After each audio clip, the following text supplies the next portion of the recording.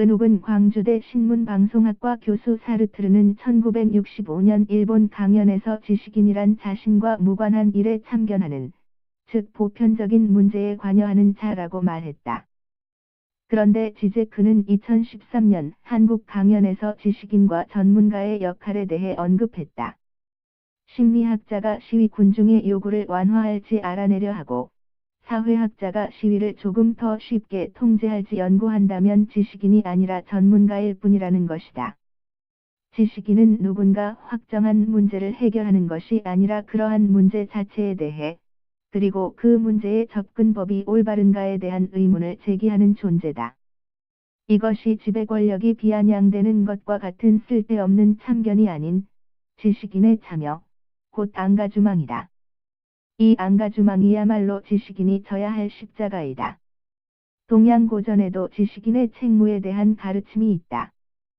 논어엔 군자는 도의에 밝고 소인은 이익에 박다는 말이 나온다. 군자 즉 지식인과 지도자는 이가 아닌 의를 밝히는 자라는 의미다. 우리 역사에서도 많은 선비가 의를 위해 목숨을 버리는 일도 주저하지 않았다. 이러한 참여를 통해 세상은 더 나은 곳으로 변한다. 호남은 전국 어느 곳보다 비판적인 지식인의 역할이 활발했다. 1978년 6월 27일 전남대학교 교수 11명은 우리의 교육지표 성명을 통해 박정희의 유신독재를 정면으로 비판했다. 성명서 작성을 주도한 송기숙 전남대 교수와 고 성내운 광주대 초대 총장, 당시 연세대 교수은 긴급조치 9호 위반으로 구속됐고, 교수들은 전원해직, 시위에 참여한 30여 명의 학생도 제적 정학을 당했다. 1980년 5.18 당시 광주의 일부 기자들은 신군부의 언론 검열에 항의하여 붓을 던지고 대신 사표를 인쇄해 시민들에게 배포했다.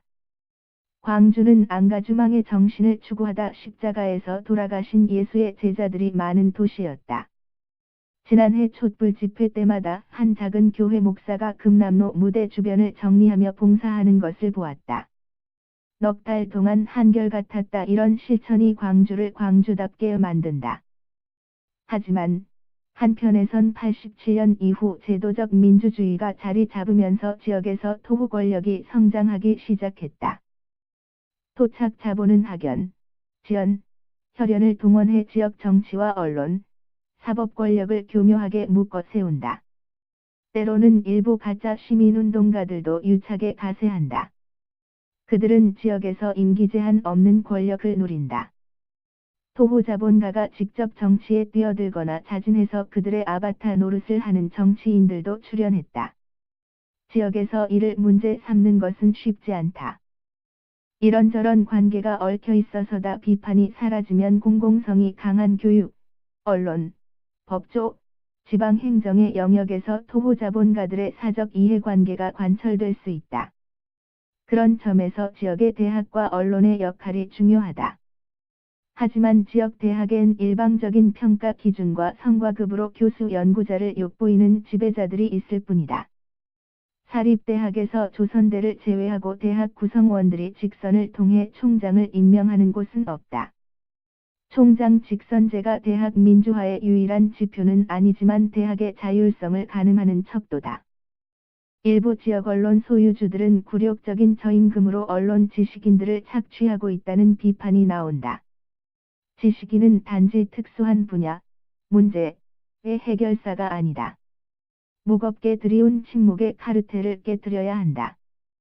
지역 토호 권력이 제기한 문제에 대해 쓸데있는 참여를 하고 그 정당성의 의문을 제기하는 안가주망이 필요하다. 항의하고 연대하자. 자고로 호남 지식인에게 돈이 없지 가오가 없었는가?